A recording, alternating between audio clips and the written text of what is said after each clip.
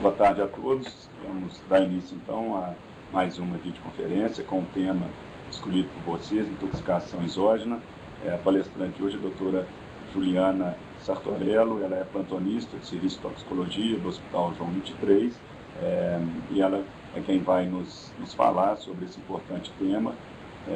E como eu sempre falo, antes do início de toda a vídeo, aproveitar a oportunidade, que tem um especialista com experiência no tema, para vocês debaterem ao final da exposição. Então, desde já eu agradeço a doutora Juliana pela disponibilidade e passo a ela a palavra para dar início à nossa videoconferência. Boa tarde, eu agradeço a oportunidade de estar aqui falando para vocês um pouquinho sobre esse tema, que eu acho muito importante. Vocês vão ver ao longo da palestra como é que a prevalência é alta, né, de intoxicação exógena e a importância de uma abordagem adequada, né, no primeiro atendimento do paciente intoxicado. Como o doutor Gustavo disse, eu sou plantonista da toxicologia do João 23, a gente tem um centro de informação e atendimento em toxicologia lá, né? A gente atende telefonemas e atende pacientes no serviço, e nós vamos falar mais um pouquinho disso ao longo da aula também.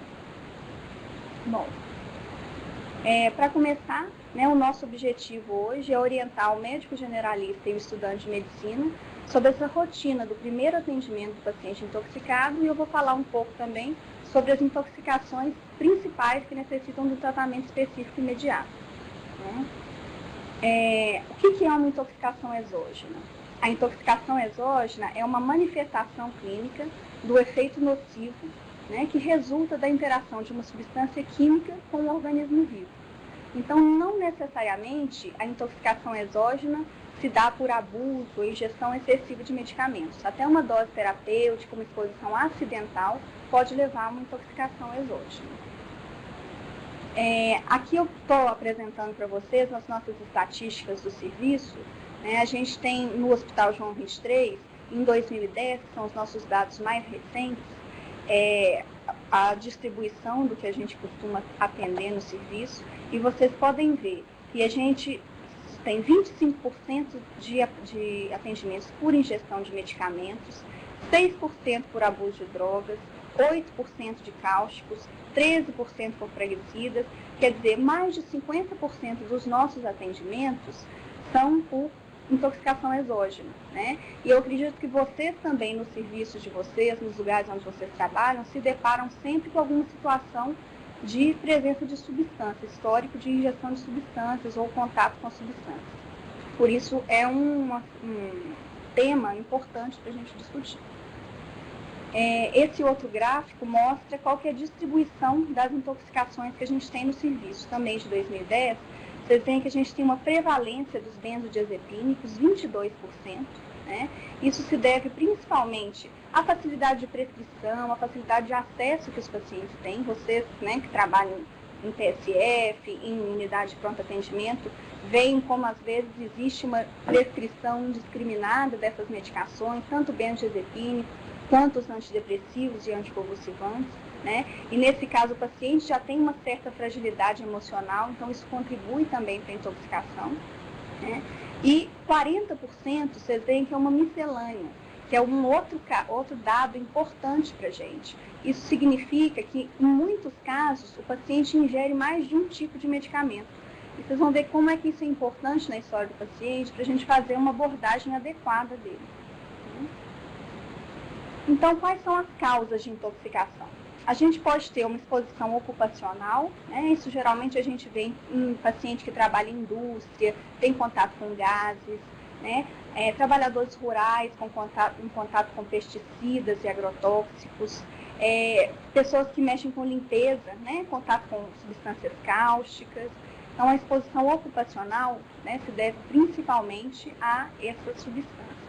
A exposição acidental a gente vê muito em criança, né? Às vezes a criança tem fácil acesso ao material de limpeza da casa ou às medicações, né? A criança vê ali a cartelinha de pílula anticoncepcional da mãe, coloridinha, pequenininha, e acaba ingerindo as medicações. É claro que às vezes também eles colocam uma garrafa de água sanitária dentro da geladeira, a pessoa abre a geladeira e bebe a água sanitária achando que é água, né? Então são mais ou menos nessas situações que a gente encontra exposições acidentais. O abuso, que geralmente a gente vê abuso de drogas, aqui a gente tem uma incidência grande de abuso de cocaína e crack, né, anfetaminas, no caso às vezes dessas festas, dessas raves, a gente recebe um número grande de pacientes por abuso. E, infelizmente, o nosso carro-chefe são as tentativas de suicídio e homicídio, que a ingestão de medicamentos predomina, né? Essa causa predomina como a principal no caso de ingestão de medicamentos. Então, para a abordagem inicial desse paciente intoxicado, o mais importante é, primeiro, as medidas gerais, né? Como é que meu paciente está? A gente usar o mnemônico, né, do ACLS, o CABD, que agora mudou, era ABCDE, mudou para CABDE.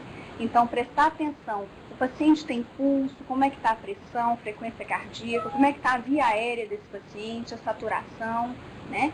Uma coisa muito importante na toxicologia, vamos expor esse doente, né? Como é que está? Ele tem a substância, está na roupa, vamos tirar a roupa do doente, vamos expor o tórax do doente.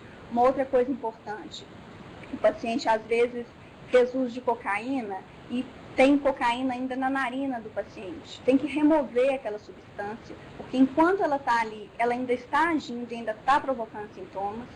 Então, a abordagem inicial do paciente para estabilizar, tirar esse paciente da gravidade, independente dele estar intoxicado ou não.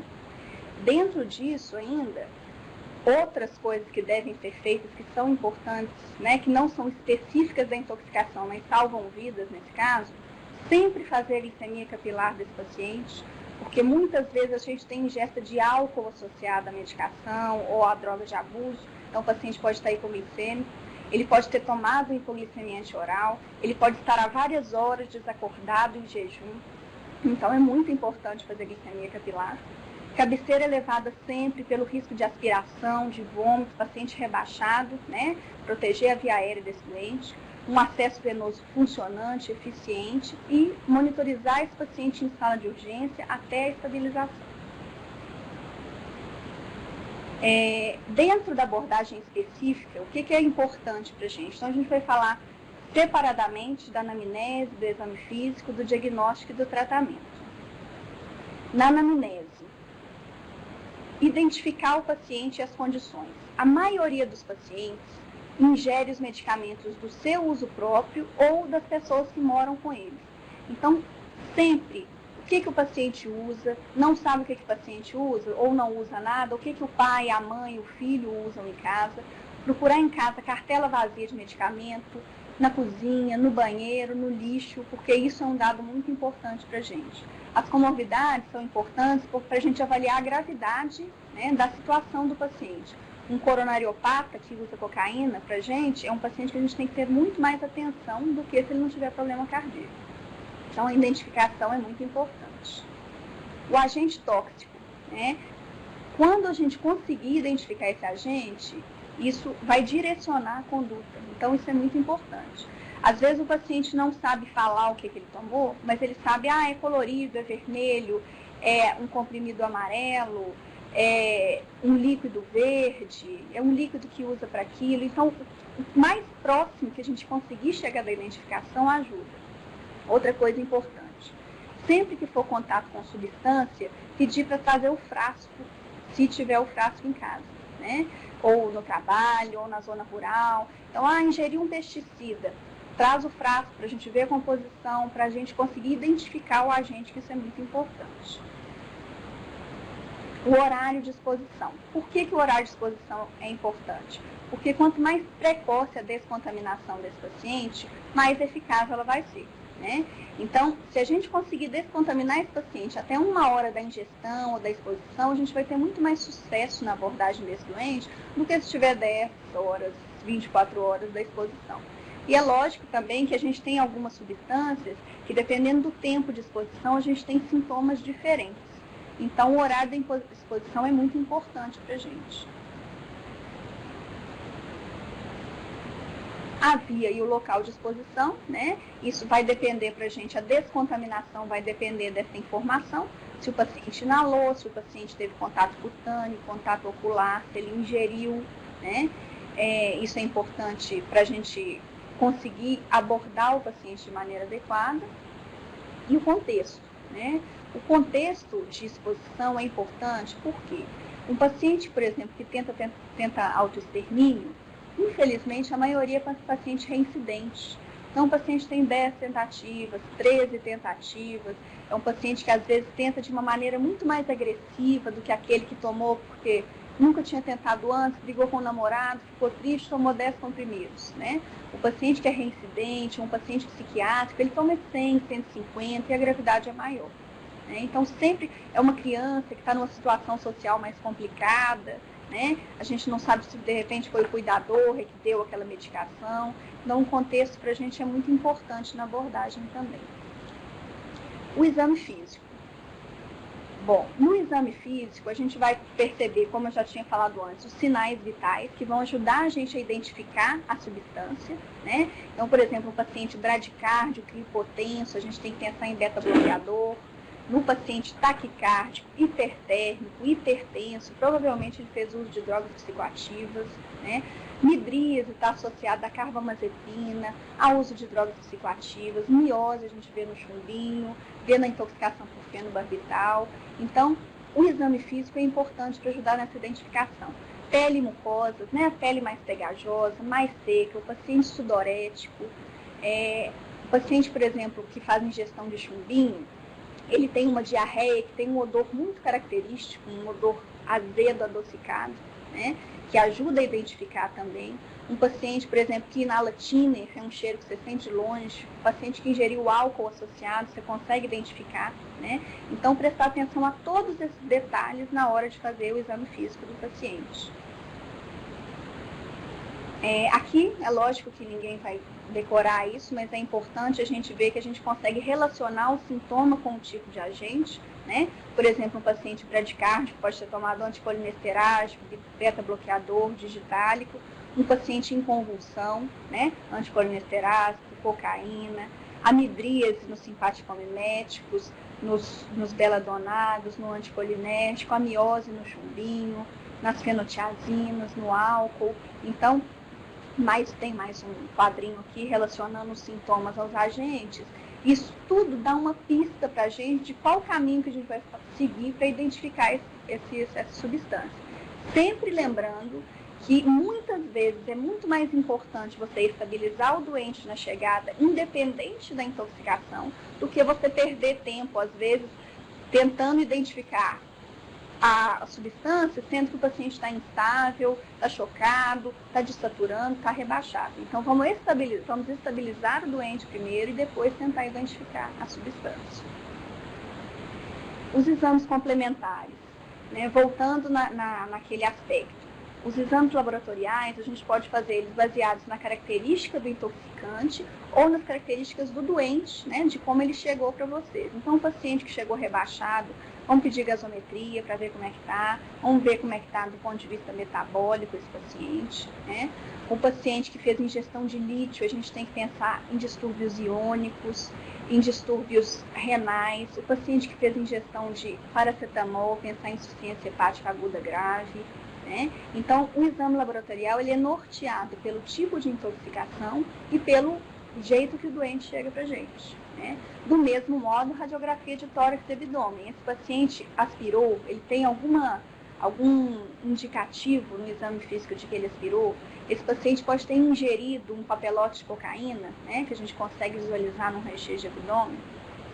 O paciente o paciente está taquicárdico, está bradicárdico, está arrítmico. Né? Endoscopia, o paciente fez ingestão de cáustico, de alguma substância irritante, corrosiva, né? Então depende de como o paciente chega para a gente e da substância que ela fez uso. Né? E as dosagens toxicológicas do mesmo jeito. Né? Se a dosagem toxicológica vai mudar a minha conduta em relação àquele paciente, ela é importante. Né? Mas se a dosagem toxicológica, o paciente chegou para mim, eu sei que ele tomou 90 comprimidos de carbamazepina. Né? O paciente que toma 90 comprimidos de carbamazepina provavelmente vai chegar lá rebaixado. Então, é muito mais importante eu providenciar uma via aérea para esse paciente, eu correr um eletro, porque esse paciente tem predisposição à arritmia, eu ver como é que esse paciente está do ponto de vista hemodinâmico, do que eu tentar uma dosagem toxicológica, querer transferir o meu paciente para fazer uma dosagem toxicológica dele, né? Então, por exemplo, se eu tenho um paciente rebaixado, que eu não sei o tipo de medicação que ele usou, e que essa dosagem pode me trazer algum benefício específico no tratamento, se eu identificar a medicação, isso é importante, né? Mas se eu não tenho facilidade de ter a dosagem, e essa dosagem não vai interferir na minha conduta, não é o principal para o nosso paciente. O tratamento, então nós vamos falar sobre a descontaminação, redução da absorção, aumento de excreção, os antídotos e a avaliação psicológica. A descontaminação. Então a gente pode ter exposição inalatória, ocular, cutânea, mucosa ou digestiva, né? A descontaminação é um passo muito importante no paciente intoxicado, né? Se o paciente tem uma intoxicação por via inalatória, né? Por exemplo, um paciente que mexe com produtos de limpeza e teve uma inalação de ácido muriático. Como é que esse paciente vai se manifestar? Ele pode ter broncoespasmo, pode ter um esforço respiratório importante, pode desaturar, ficar cianótico, ou pode ter simplesmente apenas um desconforto de via aérea, né? Então, a descontaminação inalatória, eu vou oferecer oxigênio para esse paciente, né? E posso fazer uma inalação com beta-2 agonista, com soro fisiológico, para eu providenciar a limpeza mesmo daquela via aérea superior, né? Então, se o paciente não tem sintomas de gravidade, nebulização com soro fisiológico é ideal para descontaminar a via aérea. Se o paciente tem outros sinais, eu vou fazer o tratamento dos outros sinais, né? Do mesmo modo, a intoxicação, né, a exposição ocular.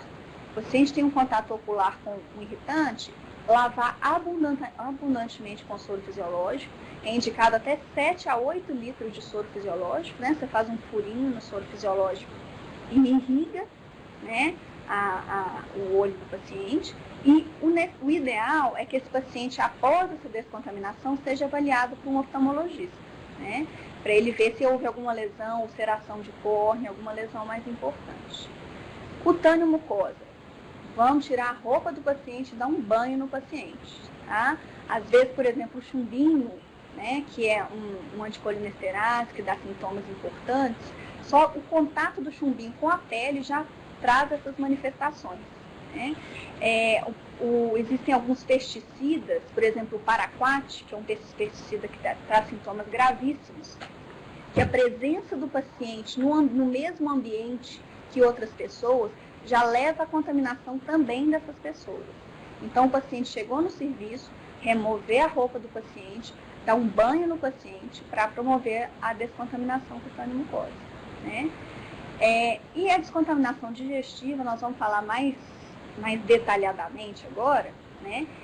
Mas só um parênteses, tomar cuidado, né, com indução de vômito, nunca induzir vômito em paciente com Glasgow menor que 13, então o paciente está mais torporoso, não protege via aérea, é perigoso eu fazer indução de vômito.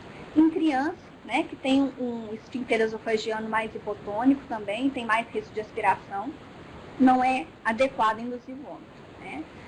A lavagem gástrica também tem suas particularidades, nós vamos falar um pouquinho dela agora. Aqui só uma foto, né, de um paciente com uma irritação ocular por um agente, que voltando, repetindo, lavar abundantemente o olho do paciente, né? E a lavagem gástrica. Como é que a gente faz uma lavagem? A gente vai usar uma sonda nasogástrica calibrosa, né? A gente geralmente de 18 a 24, o mais calibrosa que você conseguir. Por quê? Porque essa sonda, por ela vão passar os pedaços de comprimido, a substância que o paciente ingeriu. Então tem que ter um espaço ali que permita, né, que essa droga, que esse comprimido seja eliminado.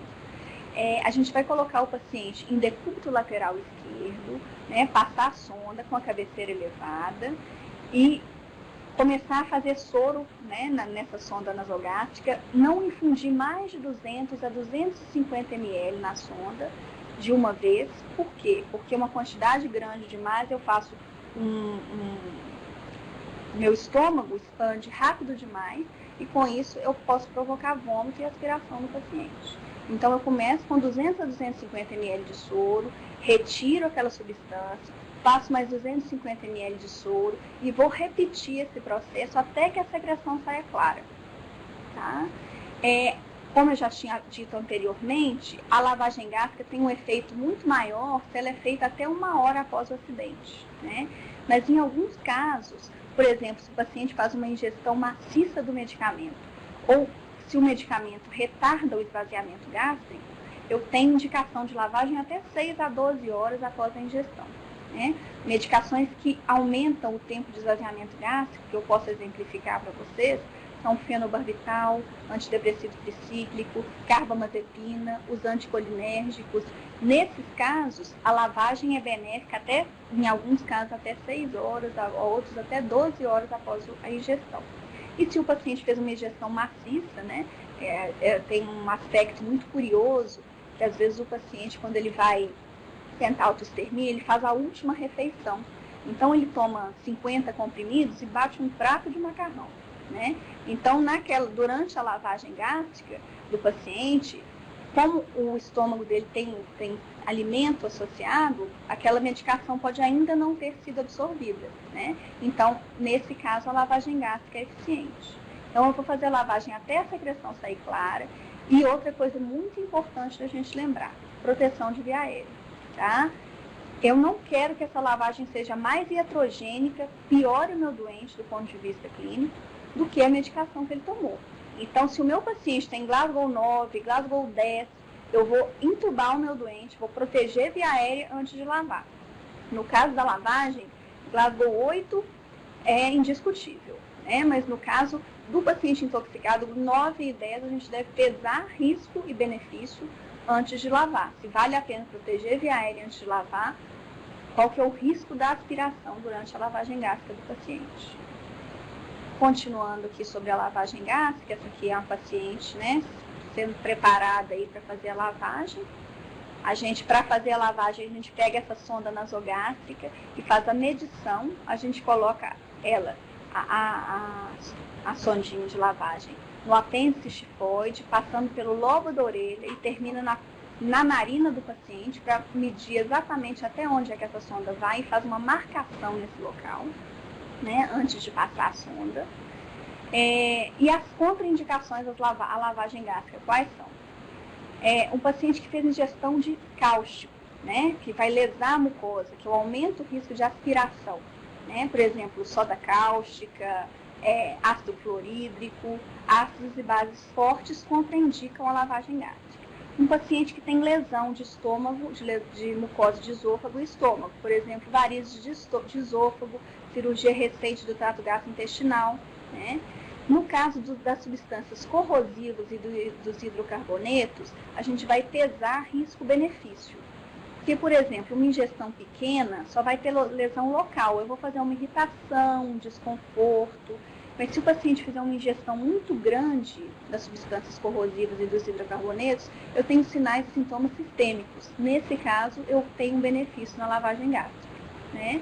Então, isso tudo é muito relacionado, é muito específico da substância.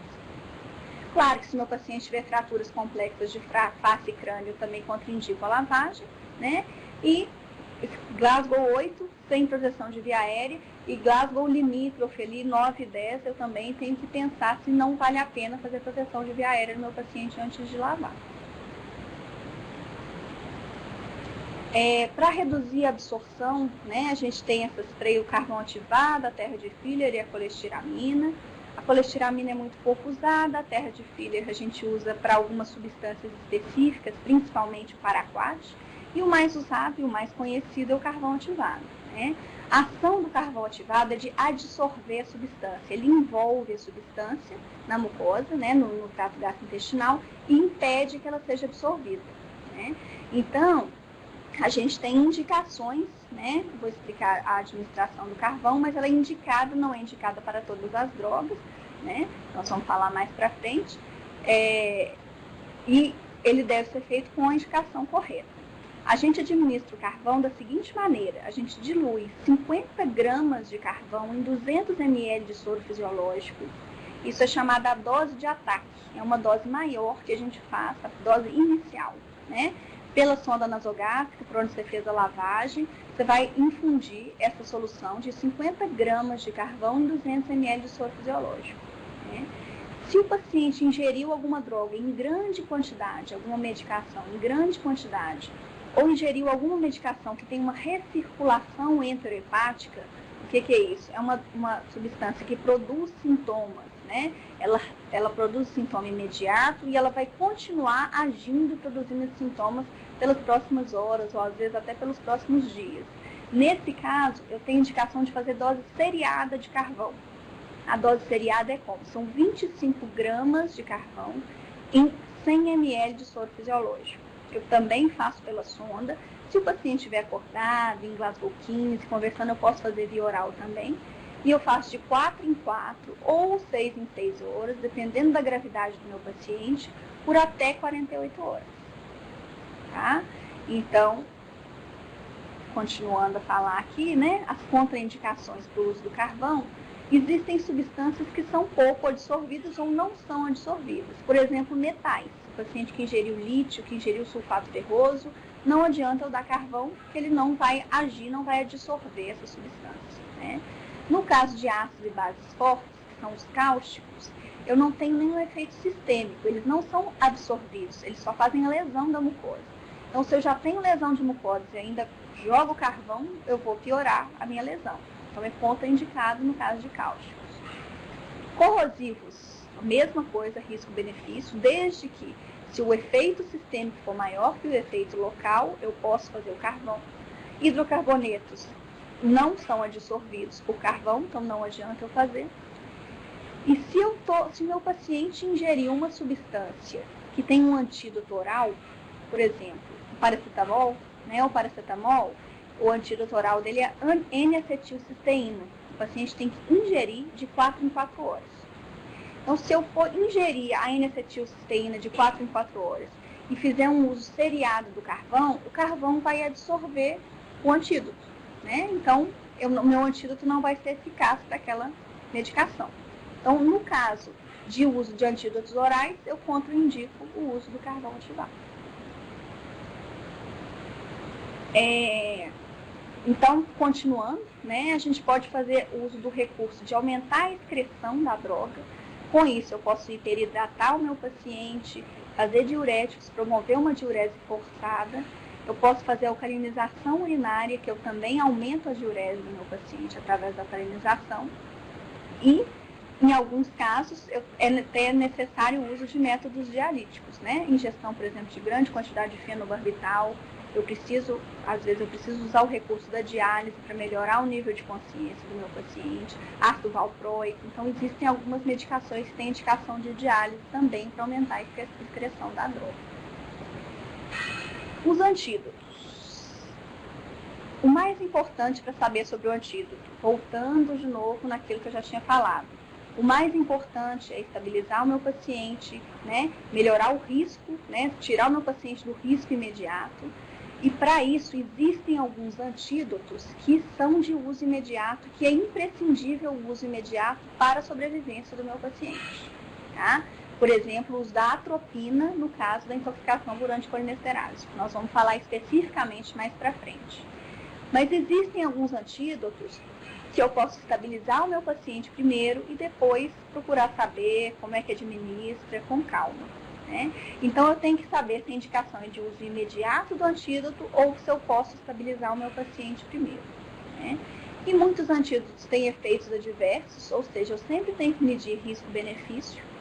E os antídotos agem por diversos mecanismos de ação. Eles podem inibir, né, a ação da substância, podem competir com a substância no sítio de ação, podem ser antagonistas, né, ou podem fazer aquela ação da substância, no caso dos metais. Aqui eu tenho um quadrinho com os principais antídotos e os tóxicos também é uma coisa, né, que vocês não vão conseguir decorar isso aí, mas é para ter uma noção de que existem muitas substâncias que a gente consegue reverter o efeito ou diminuir o efeito delas sobre o organismo com o uso de antídotos. Nós vamos falar um pouquinho agora, né, das substâncias específicas. Né? E aí, então, vamos começar falando dos depressores do sistema nervoso central. Tá? Os depressores do sistema nervoso central principais que a gente vê em caso de intoxicação são benzodiazepínicos, os barbitúricos, carbamazepina, os antidepressivos tricíclicos, lítio e antipsicóticos, né? Os benzodiazepínicos, como vocês viram naquele gráfico, são os mais usados. Nós vamos falar especificamente sobre eles no próximo slide. Mas o que é importante saber sobre os depressores do sistema nervoso central? O principal, gente, meu paciente vai chegar, se ele tomou uma quantidade expressiva, esse paciente vai ter rebaixamento do sistema nervoso central, então eu preciso fazer uma reavaliação constante no Glasgow do meu paciente, tá?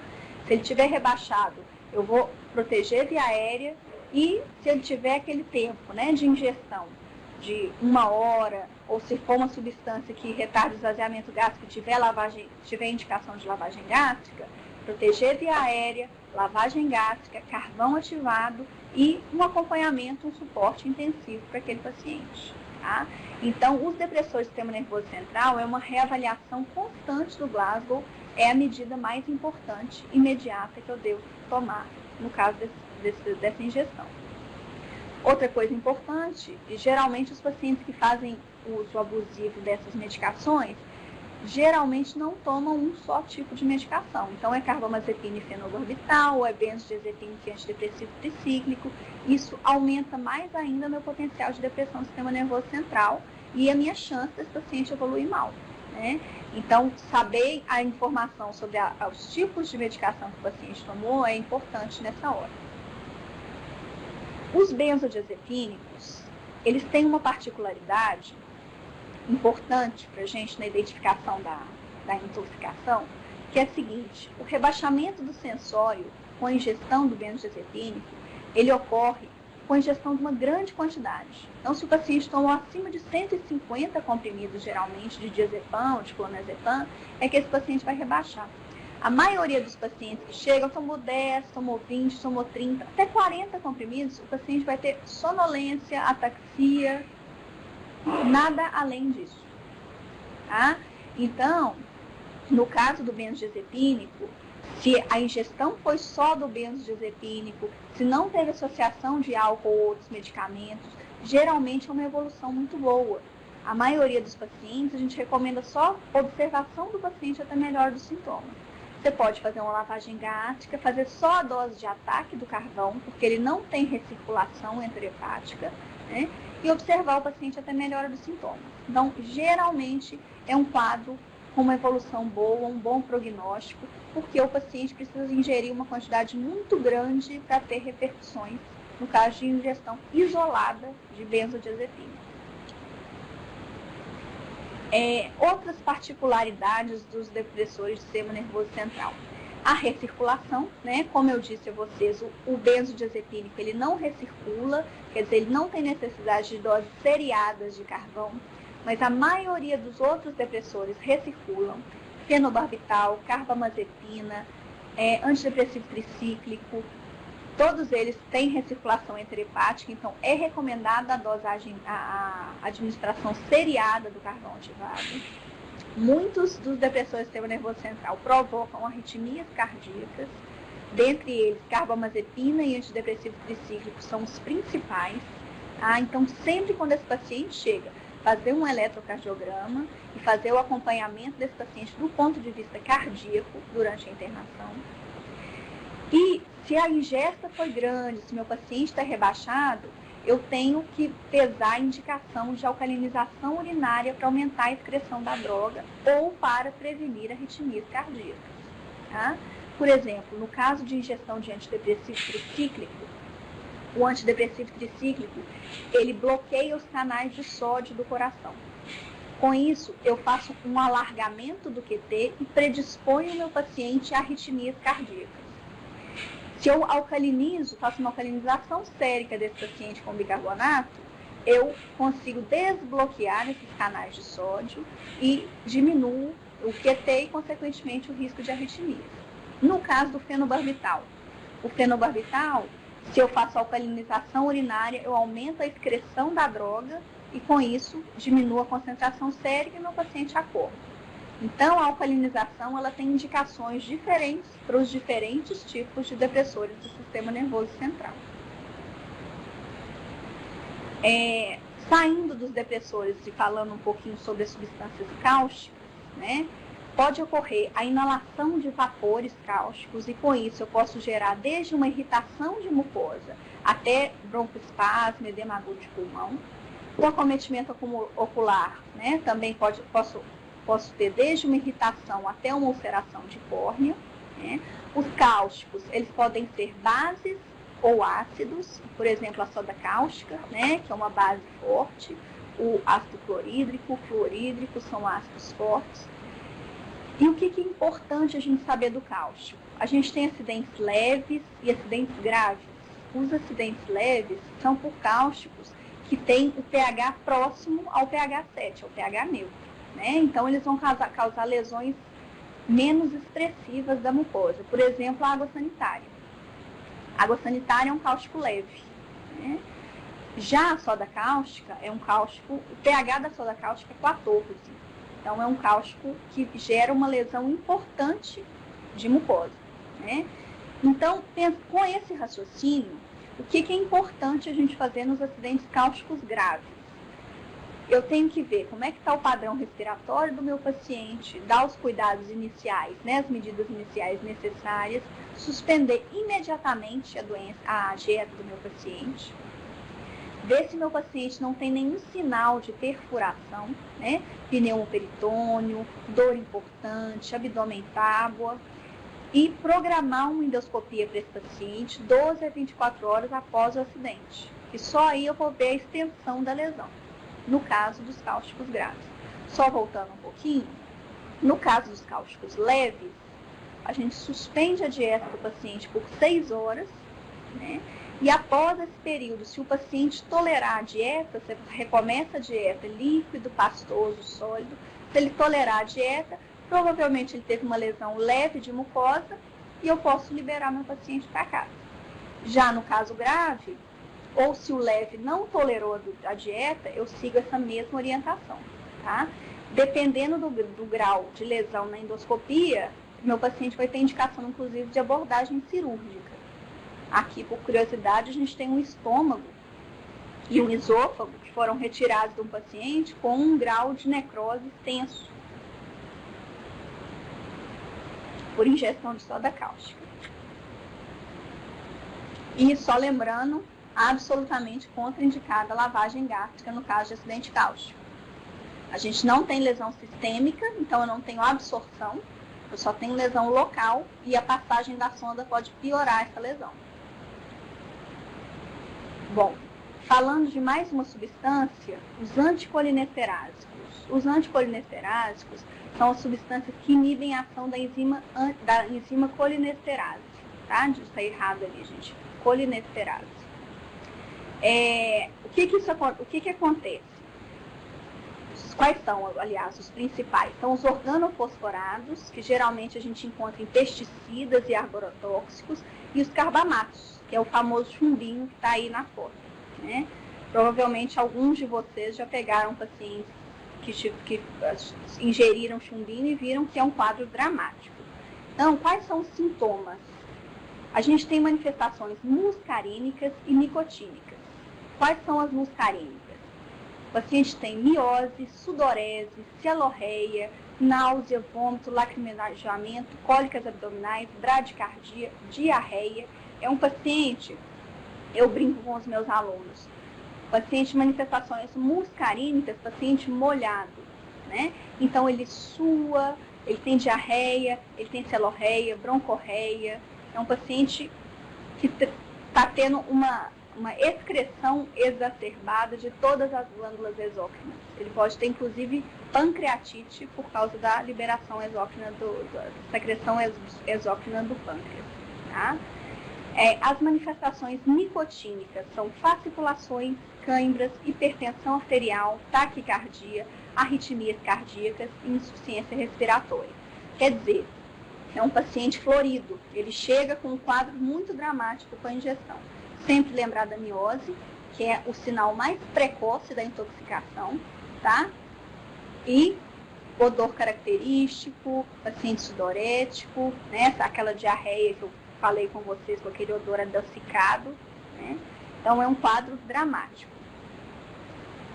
Do mesmo modo, é um quadro dramático, mas é um quadro que se a gente interfere nele precocemente, do modo correto, o paciente tem uma evolução muito boa. Tá? Então, como é que a gente faz o diagnóstico? Através da sintomatologia. A gente pode pedir um exame para dosar a anticolinestease, né? Em alguns hospitais existe esse exame. Então, no exame, se eu tiver com a ASH, que é essa enzima, reduzida, eu comprovo que o paciente fez uso do anticolinesterásico. E o mais importante, esse paciente melhora os sintomas muscarínicos, ou seja, os sintomas molhados, com o uso de atropina. Tá? Eu começo com 2 miligramas de atropina e vou fazendo atropina até o meu paciente secar. Tá? Então, como é que é o tratamento? De 2 em 2 miligramas de atropina, até melhorar a sudorese, melhorar a cialorreia, melhorar a broncorreia. A gente chega a pegar paciente saturando 50% por causa da broncorreia e consegue fazer o paciente saturar 98% só fazendo atropina para esse paciente melhorar. Agora, a atropina melhora os sintomas muscarínicos. Os sintomas nicotínicos, a fasciculação, a miose, a taquicardia, crise convulsiva, nada disso vai melhorar. Tá? Se o paciente não tiver sintomas muscarínicos, eu não tenho indicação de atropina. Se o paciente fizer crises convulsivas, a escolha é o diazepam. A lavagem gástrica está indicada e o carvão ativado também, tá? Para fazer a descontaminação gástrica desse paciente. E a pralidoxima é o antídoto específico dos organofosforados, tá? A pralidoxima, ela já age nos sintomas nicotínicos e não nos muscarínicos. Mas ela tem indicações específicas e hoje em dia ela é muito pouco usada, né? É preciso caracterizar bem o quadro do doente para ver se ele tem indicação de pralidoxima ou não. Ou seja, o que vai salvar esse paciente meu, se ele chegar com sintomas muscarínicos, é a atropina. Tá?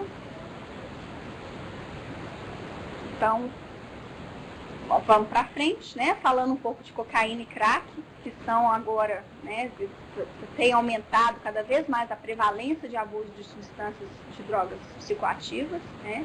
O paciente que chega com história de abuso dessas substâncias, geralmente chega com agitação psicomotora, hipertenso, hipertérmico, taquicárdico, pode ter queixa de precordialgia, de cefaleia e dor abdominal, né? É um paciente que na chegada ele tem que ganhar monitorização, eletro e benzodiazepina, tá? Então, já vou passar aqui para o tratamento, porque a chave do tratamento do paciente que fez abuso de substâncias é identificar as complicações associadas, ou seja, o paciente fez uso de cocaína, ele tem uma chance muito grande de desenvolver alterações isquêmicas cardíacas, né? Um infarto, uma angina, pode desenvolver AVC, né? Alterações neurológicas associadas ao uso da cocaína nesse caso, eu tenho que identificar o mais precocemente possível essas complicações. Então, o paciente chegou, eu faço um exame físico detalhado, peço um eletro para identificar se tem alguma alteração, vejo a necessidade de pedir enzimas cardíacas, né? Contraindicação absoluta ao uso de beta-bloqueador. Por quê? O paciente está taquicárdico, eu posso fazer um beta-bloqueador para melhorar o ritmo? Não. Por quê? No caso da ingestão de cocaína e crack, do abuso de cocaína e crack, o paciente tem uma hiperestimulação alfa-adrenérgica, né? Se eu uso o beta-bloqueador, eu bloqueio, né, os receptores beta e eu aumento mais ainda essa estimulação alfa. Então, meu paciente que estava com 150 de frequência cardíaca vai para 200, faz uma fibrilação ventricular imóvel, né? Então, o beta-bloqueador piora as manifestações alfa-adrenérgicas. Ele está contraindicado no paciente que fez uso e abuso de substâncias, né, de cocaína e crack, tá? Então, eu abordo esse paciente dessa maneira. Eletro nos primeiros 10 minutos da chegada, identificar alterações isquêmicas e tratar com o IAM, né, excetuando o uso do beta-bloqueador, se houver. Uso de diazepam, tanto para controlar a agitação, a hipertensão, quanto como um vasodilatador coronariano, que ele tem uma boa ação, uma eficácia como vasodilatador, tá? E tratar as complicações associadas. Bom, então eu vou resumir aqui o que eu falei com vocês. Eu sei que é muito extenso, foi muita informação, mas eu acho que o principal que vocês têm que tirar disso, que eu acho que assim, acho que todo mundo tem que levar dessa aula, é que o importante, né, é a gente estabilizar esse paciente, né, com os recursos que a gente tem, conseguir caracterizar bem a história desse paciente para a gente poder agir depois disso especificamente na intoxicação do paciente. Então, a gente falou da importância da anamnese do exame físico para identificar o tipo de intoxicação, né? Essa importância do atendimento inicial para estabilizar o paciente, né? E aonde é que vai entrar o antídoto aí, se ele entra nessa abordagem inicial ou se ele entra posteriormente, depois que eu estabilizei meu paciente. Nós falamos um pouco também sobre a descontaminação gástrica, as indicações de lavagem gástrica, como é que a gente faz a lavagem, né? As indicações do carvão. Relembrando que nos acidentes cáusticos é absolutamente contraindicada a lavagem gástrica, porque eu vou piorar a minha lesão de mucosa, né? E o mais importante, né? Aí tem o Hipócrates, né? E a frase dele, primum non nocere, né? O que a gente não pode fazer, né? O que a gente tem que evitar, se o meu paciente já chega com um problema, já chega com uma patologia, a primeira coisa que eu tenho que fazer é não piorar o meu paciente, não lesar o meu paciente, né? Então, toda conduta que eu tomar em relação ao paciente vai ser para estabilizar, para melhorar ou para não piorar. Se eu não sei, se eu tenho dúvida se aquele procedimento vai lesar, vai piorar o estado do meu paciente, né? Pelo menos nos casos de intoxicação, tem os nossos telefones aí, tá? Do nosso centro, e a gente atende, informa com o maior prazer, com a maior responsabilidade, detalhadamente, para quem precisar, quem tiver dúvida, é só entrar em contato com a gente orienta sobre o tratamento específico da intoxicação.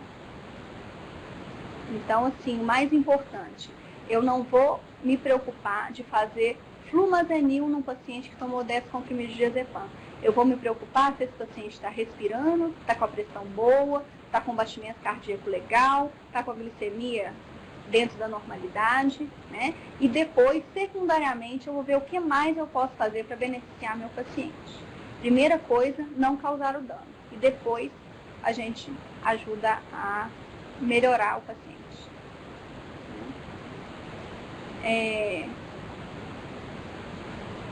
As minhas referências, né, é o nosso livro da toxicologia do nosso centro, do CIAT, o Bold Break e o Carteret and Dawes, são livros de toxicologia.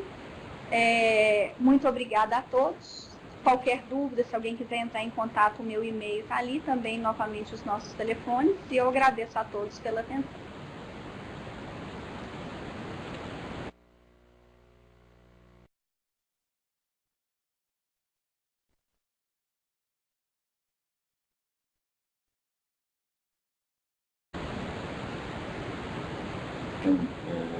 Vocês parece que o Frederico está digitando não sei se uma questão, um agradecimento.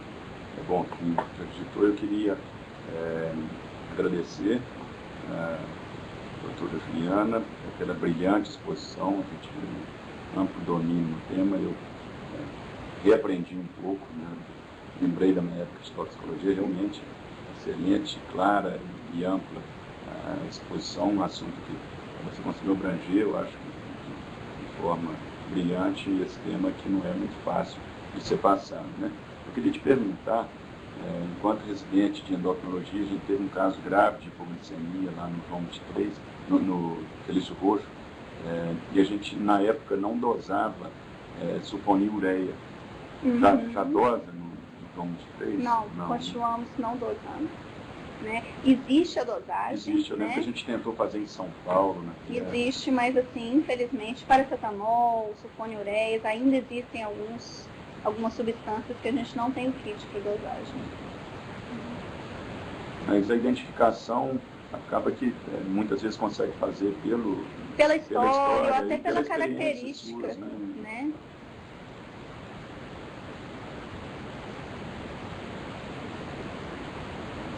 E lembrar as cidades também, todas que estão aí antes de vocês Desconecta, sobre a importância do preenchimento do formulário. Esse projeto nacional de telesaúde, em parceria com a universidade, a gente presta contas, né, mostra a participação das cidades e só é computado se houver o preenchimento correto dos formulários, desse formulário. Então, eu queria lembrar vocês para perderem aí alguns minutinhos e fazerem esse preenchimento. Ouro Preto colocou sobre perguntas, as perguntas podem ser feitas. Né? Itabirito, parece que tem uma questão. Renato, você podia colocar, abrir a tela. Deixa eu ver, Itabirito perguntando se intoxicação com organofosforado pode desenvolver dor abdominal forte. Sim, inclusive é um dos sinais muscarínicos, né? É a dor abdominal intensa associada à diarreia, aumento do ruído hidroaéreo, da motilidade gastrointestinal. Então, intoxicação por organofosforado, do mesmo jeito que a intoxicação por chumbinho, tem sinais muscarínicos, né? E entre eles a dor abdominal. É claro que uma dor abdominal isolada, sem os outros sintomas, não é característico, né? Mas se a gente tiver outros sintomas associados, a gente pode pensar sim em organofosforado. E do mesmo modo, a dor abdominal é tratada com atropina, né? É um sinal muscarínico, a gente trata com atropina. A Janice Simões está perguntando se em caso de intoxicação por soda cáustica, qual o procedimento correto a ser feito, uma vez que não pode utilizar o carvão ativado. É o seguinte, Janice, a soda cáustica é um cáustico grave, né? A principal ação que a gente tem que ter é suspensão da dieta, né? Manter esse paciente 12 a 24 horas com a dieta suspensa e após esse período promover a endoscopia digestiva alta para ver o grau de lesão, né? Nesse período eu posso fazer o inibidor de bomba de próton para o meu paciente, né? Nessas 12 a 24 horas, para diminuir o sintoma. Não é bom eu fazer corticoide, porque eu aumento a chance de perfuração do paciente. Eu tenho que, nesse período também, pesquisar os sinais de perfuração, né? Raio-x de tórax, ver se o paciente tem dor abdominal importante e ficar atenta também ao padrão respiratório do meu paciente, porque eu posso ter uma irritação de glote e epiglote e fazer um edema de glote, né? Meu paciente tem uma obstrução de via aérea alta por causa da lesão causada pelo cáustico. Então, o mais importante na intoxicação no acidente cáustico grave é eu manter meu paciente em observação do ponto de vista da perfuração e do padrão respiratório, com a dieta suspensa, durante 12 a 24 horas, e após a endoscopia, eu vou ver, a cirurgia provavelmente vai tomar alguma providência, alguma conduta, dependendo do grau de lesão. Ouro Preto perguntando como é que faz a alcalinização da urina. A alcalinização da urina, a gente faz 1 a 2 miliequivalente por quilo de bicarbonato a 8,4% em bolos no paciente, corre em 30 minutos, tá? E depois a gente deixa esse bicarbonato 8,4 em bomba de infusão, iniciando a 10 ml hora, e eu vou regular o pH urinário pela fitinha de pH. Meu pH tem que estar em torno de 8,5. Se ele tiver maior que isso, eu vou diminuir essa infusão na bomba. Se ele tiver menor, eu vou aumentar a infusão na bomba, tá? Então, assim que se faz a alcalinização urinária. E eu mantenho esse bicarbonato na bomba até que os níveis séricos da medicação retornem ao terapêutico.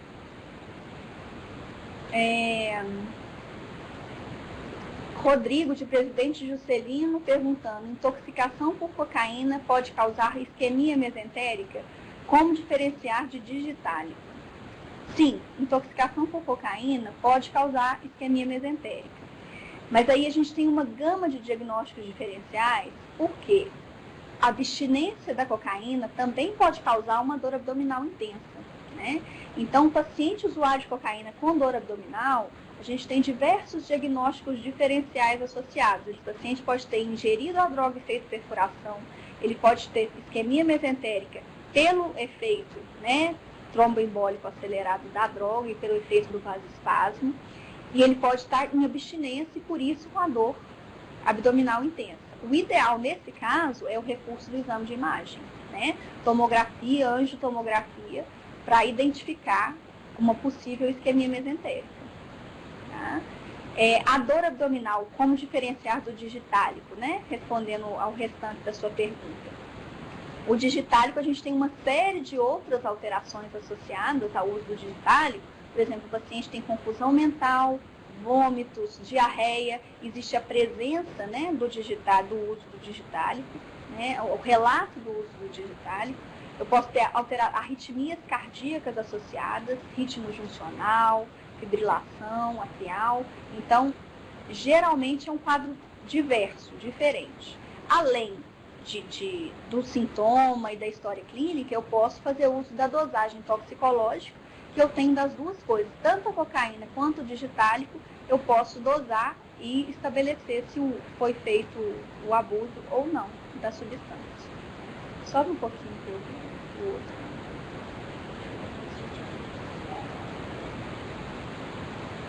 Aí, vocês conseguiram entender as respostas? Tem mais alguma dúvida?